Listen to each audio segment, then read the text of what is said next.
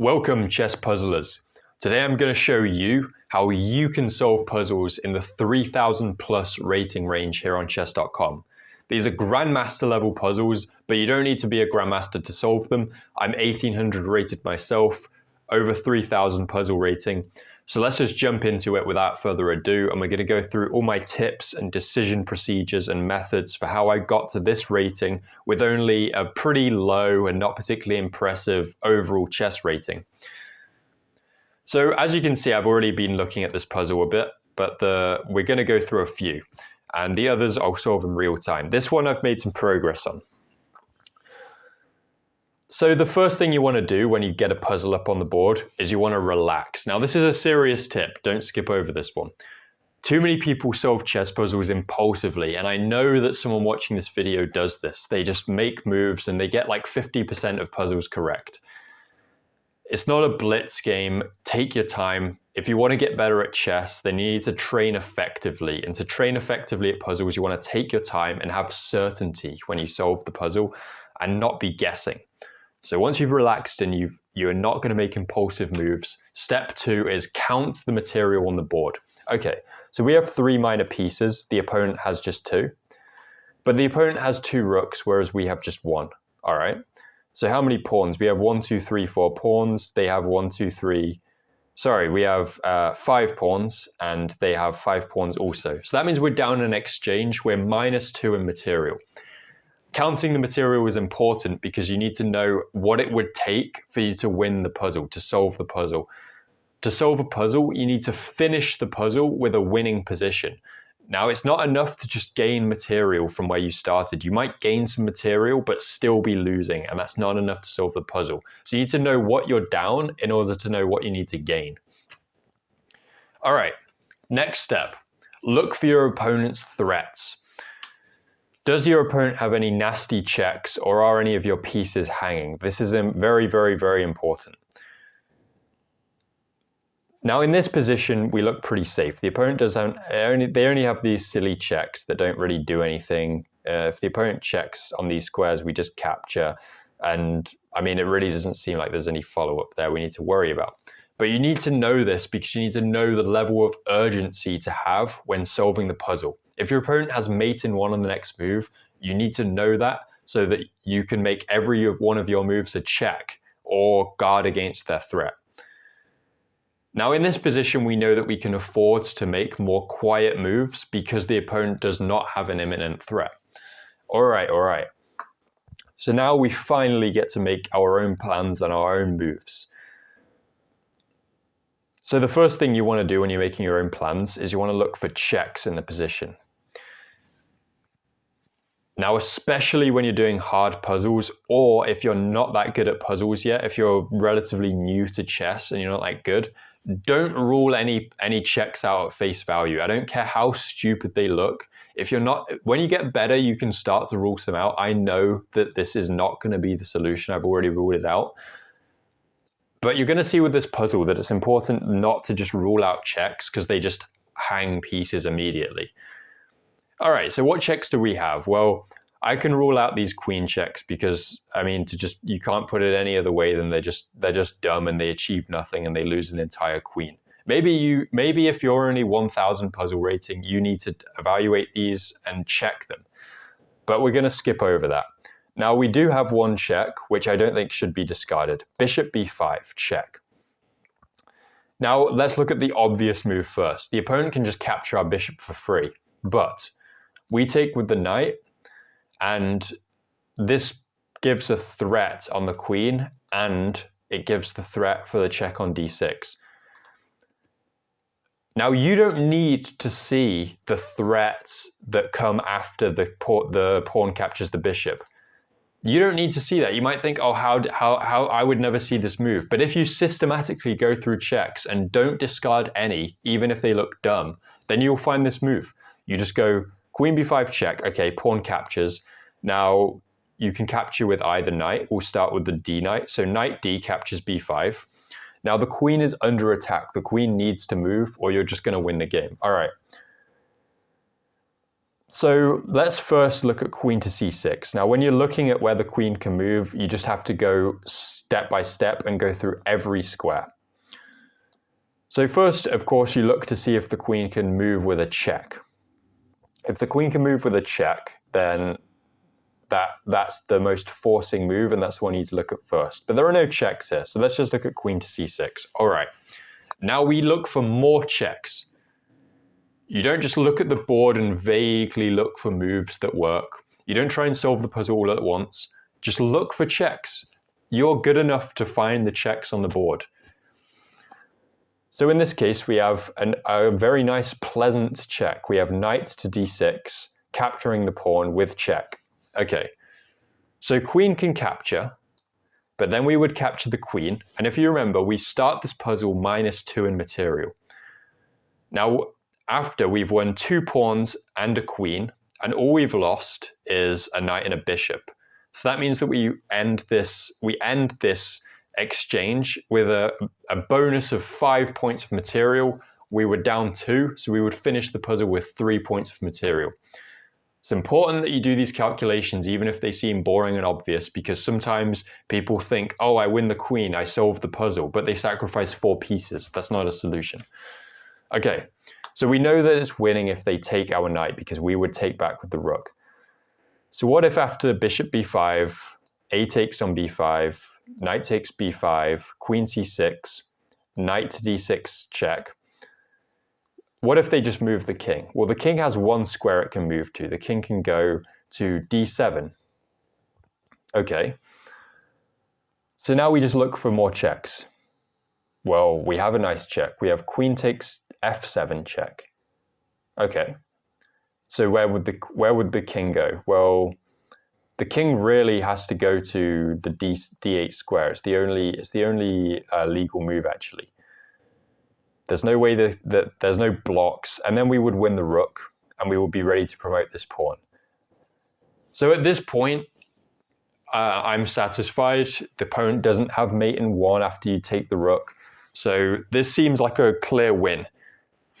So this means we've found a win, and we're ready to go back to the last move where the opponent had options, and we have to look at a new branch. This branch is winning. Okay. So what if bishop b5, a captures on b5, knight d captures on b5. What if the queen goes somewhere else? Okay, so the queen could go to e7. Okay. Again, we have knight d6 check. And again, the queen can't capture our knight or we win the game. So the king has 2 squares here. The king can go to d8 or d7. Okay, so let's say king to d7. Now we need to check this out. Well, this move, we have a lot of options. Now, you need to visualize when you solve puzzles. You need to remember where pieces are. So here's a good tip. If you're in a position like this and you're struggling to remember where all the pieces are, you can highlight squares. Now, this is like training wheels. You don't want to do it indefinitely because you can't do this in a real over-the-board game. But you can highlight where pieces are. Okay, so I'm going to highlight this square because that's where his king is. And I'm going to highlight this square because, I'm going to highlight the fact that this knight has moved. You need to remember that. This file is open. There's no pawn here and there's no knight here. So after king to d7, we have all kinds of discovered checks. Now we can take the bishop with discovered check. Now, what would this do? Well, this would force the king back to e8. If the king went elsewhere, we would win the queen. Okay, so we've just won a full piece. This is looking pretty fruitful. But do we have a knockout blow? That's really what we want to look for. Yes, we do actually. After king back to e8, we look for checks. What checks do we have? This is all we need to do. You might worry and think, well, I can't find the best moves. Look for the checks first, okay? And don't discard them. Well, then we would have rook d8, forcing the queen to take. And remember, our knight is here, so it's supported. The queen takes, and we take with checkmate. So again, this is winning. All right, winning. That branch is winning. So we go back. Bishop b5, pawn captures, knight d captures, queen has to move. Now at this point, I think what you really want to understand is you want to understand the puzzle in a conceptual manner. And you can save time doing this. So I could sit here and go through every possible square that the queen could go to, and we could spend a lot of time doing that. You should do that if you're not that confident, but we're going to save time by understanding the concepts behind this puzzle. So after we take this check is unstoppable essentially. Now we can check out if the rook captures, and that's what we should do. But if the queen just moves, then we're just winning, because there's fundamentally anywhere the queen moves, we deliver this check on d6, and the king is busted. It's in the center. It can't hide, and you just need to understand this is an overwhelming attack, and you're going to win. All right. So what if after we deliver the check on b5, what if the opponent captures? Well, we play our knight b5. What if rook captures? All right, well, then we have another knight to take this.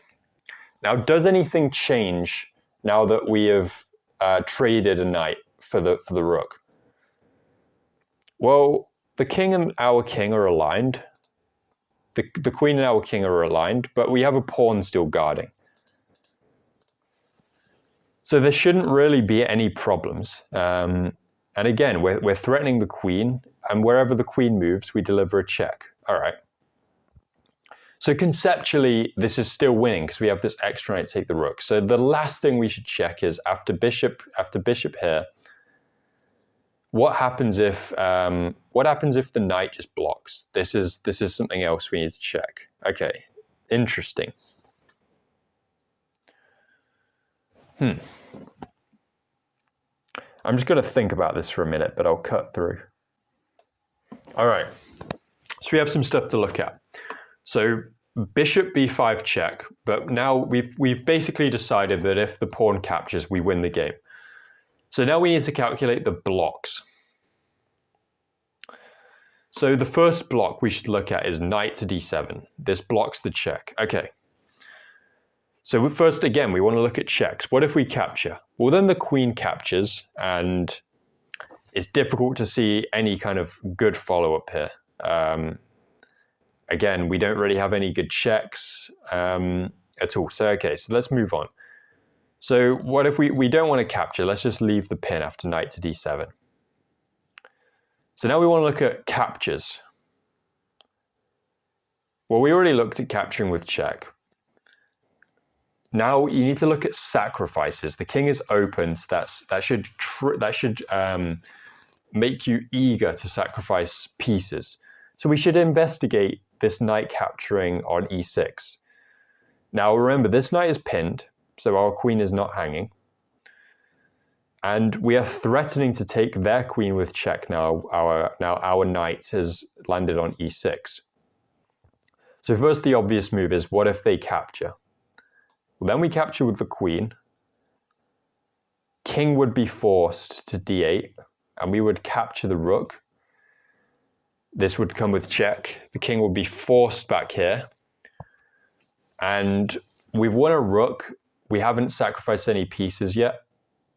Well, we've sacrificed one for 2 pawns. They didn't take our bishop, so we can capture the knight.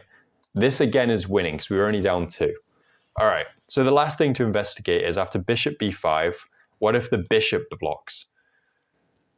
This is okay, so the knight supports, so we can just capture, and the queen would have to sacrifice itself. All right. So we've very thoroughly solved this puzzle. Now we're ready to play it. Now, you might think this was boring, this was way too long.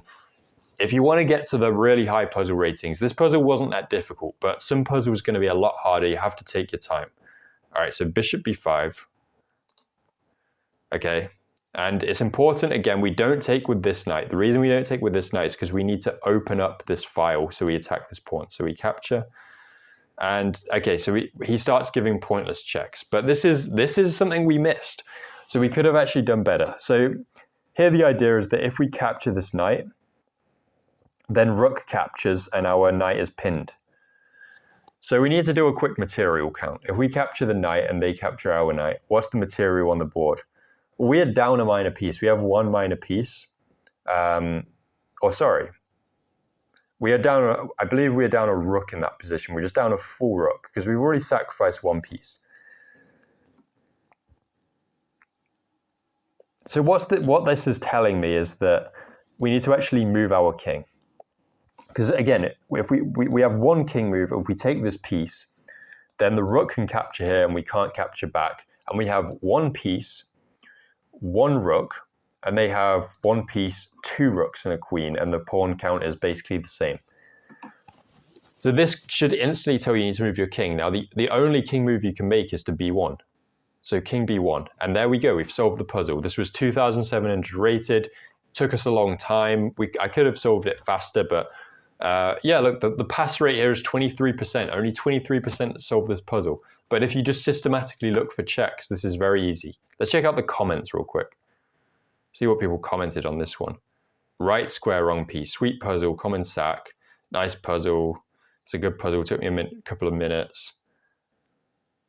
Who is the idiot who came up with this puzzle? Awful. Nice. All right. Well, someone's mad that they didn't get it right. Okay, we are back. First puzzle session got interrupted, but that's okay. We're going to jump right back into some puzzles, so we're just going to kick it off. This is going to be a fresh puzzle. I wouldn't have seen this before, and we're going to go through the solving process, and yeah. All right, here we go. So white to move. So we start off, we count the pieces, and we relax. Remember to relax.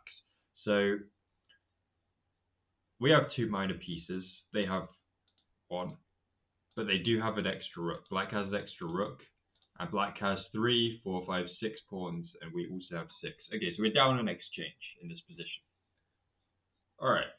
Now, next we want to check what kind of imminent threats the opponent has. Well, there's not really any checks that are a problem for us.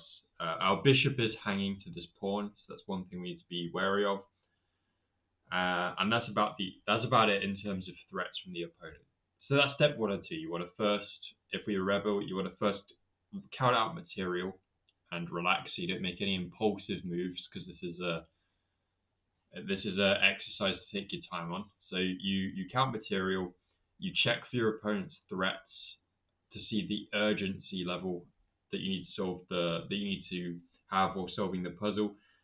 And now we're ready to look at our own plans and our own observations. So the first thing I'm seeing is that we can capture this bishop with check. Now this would also put the enemy rook under attack. So presumably the opponent would capture with their rook. Now this seems to be the line that we should calculate first, because it's a check and a capture. So bishop takes d5, rook takes d5. We can give another check. We can give a check on e6. So then the opponent has a few options. But let's suppose that the opponent goes to h8. Well, then we would have checkmate. So we would go queen e8, rook takes, and a back rank. Okay. So if we capture this and they take with the rook and we give a check here, king h8 is not an option for the opponent. This means that the opponent has to go to f8. This is the only other square. Now, after this move, we kind of give another check on d7 with the knight. And the king would have no squares, so the rook would have to capture, and we would capture with the queen. And in the resulting position, if we count material, we each have a queen and a rook left, and we also each have 6 pawns, I believe. So this is equal as far as material goes. So the question we've regained the exchange. So the question we have to ask ourselves is this position sufficient to be winning? So this requires some evaluation, some visualization of the final position.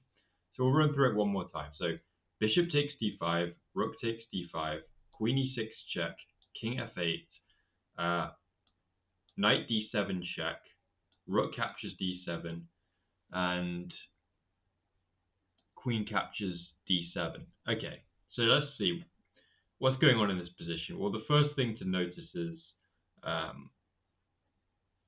we have more activity. So this is in itself an advantage for us. Now, is this sufficient to win? What threats do we have? This is what you really want to ask. Are we threatening any major tactics in this position? So our queen's on d7, our rook's still on e1. I mean, queen obviously their queen guards this square, so we're not threatening any checks here.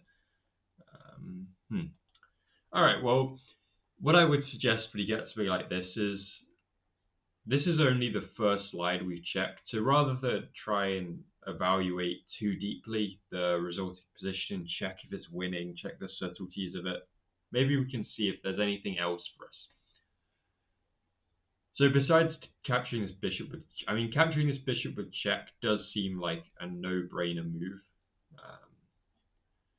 I mean, we have no other checks in this position.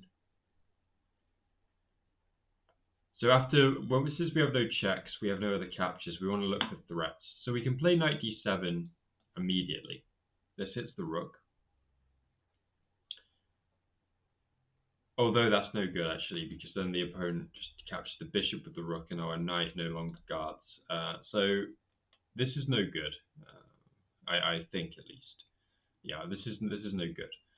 Okay, so we discard knight d7. So what else do we have? Well, we can attack the queen with h4. These moves are worth just checking. It doesn't look very fruitful to me. I mean, the queen can just capture, and I don't really see what we've gained here. Okay. So at this point, by a process of elimination, we can be pretty confident that the solution starts with capturing this bishop with check, forcing the rook to recapture.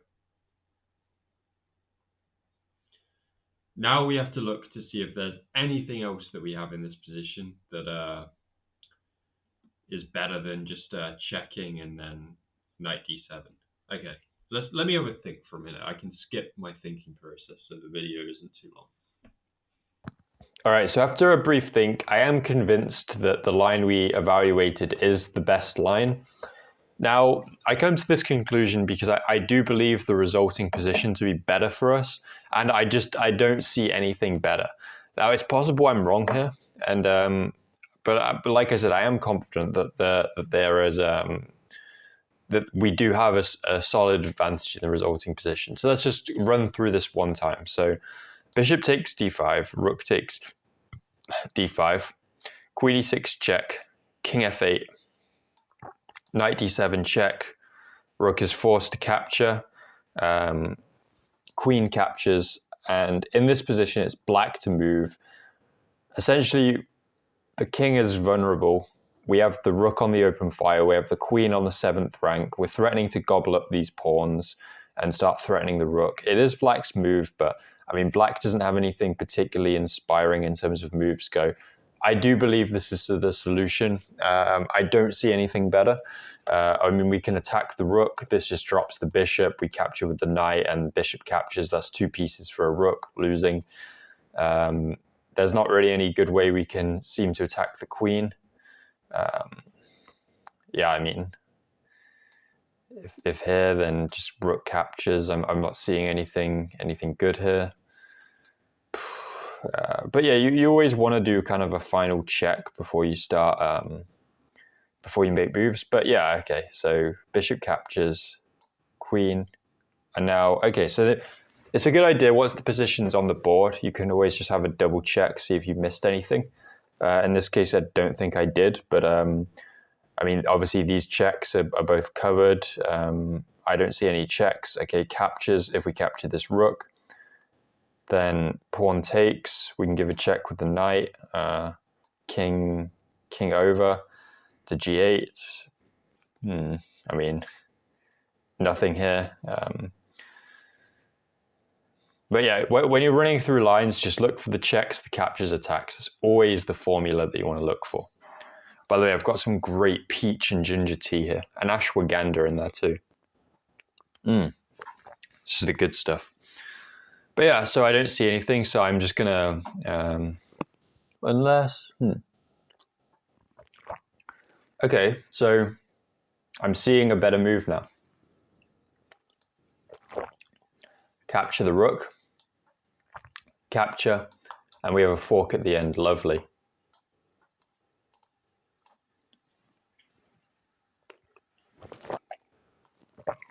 Let's jump into another puzzle. Maybe we'll get to 3,200 today. I have been there before, but I got a couple wrong. So anyway, all right. So first we chill. I see this check, but again, no impulsive moves. Don't just make the first good-looking move you see. Okay. So we're relaxing. Count material. I have 4 minor pieces. The opponent also has 4. We both have our rooks. We both have a queen. I have 3, 6, 7 pawns. The opponent also has 7 pawns. So this is an equal position in terms of material. Okay, so that means that any real win of material is in theory enough to solve this puzzle. If we win this piece, we've solved the puzzle adequately. All right, so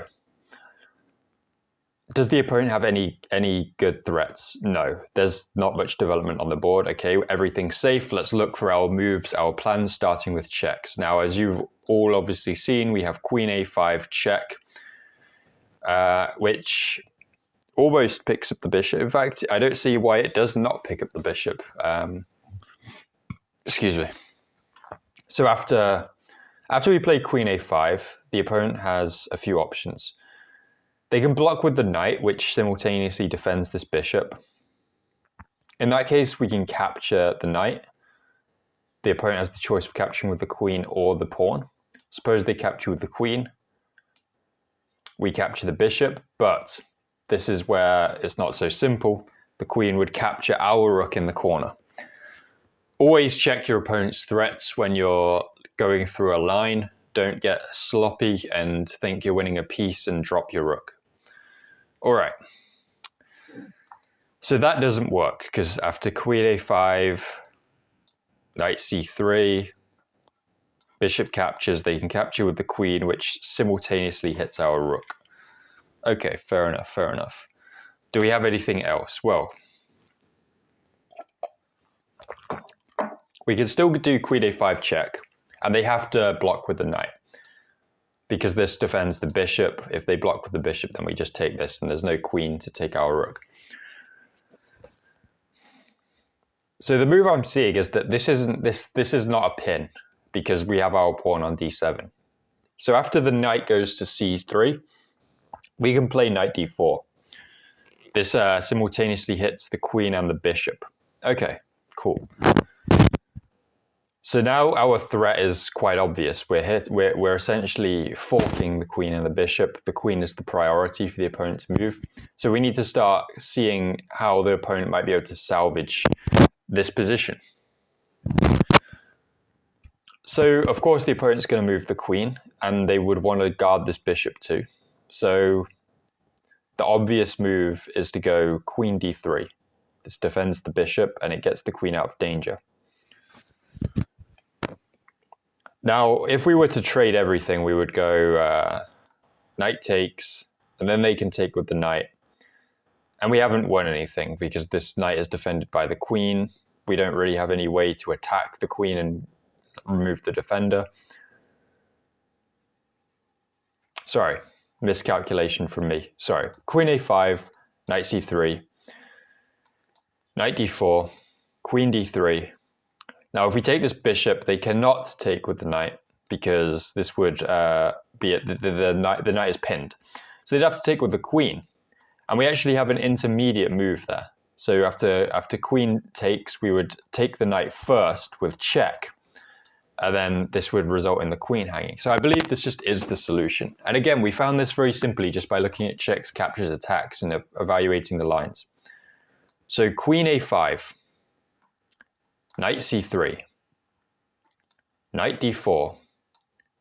Now, there are, of course, other places the queen could move to, but unless the queen defends this bishop, then we win the bishop because we have the knight. The knight and the queen are both attacking this bishop, and it's only currently defended by the knight on c3. So we're picking up a piece unless the queen can guard this bishop, and the only square from which the queen can guard the bishop is d3. e2 hangs the queen to this knight. So then after this, there just simply is nothing that the opponent can do after we capture this bishop. We are simply up a piece. This is the solution to the puzzle. We get there by a simple method of checking for checks, captures, attacks. Okay, so queen a5, yep, knight here, jump in with our knight, just as calculated, and now we take here, and yep, perfect, +5. This was a 3,200 rated puzzle, 26.8% pass rate. Very simple puzzle actually, very simple.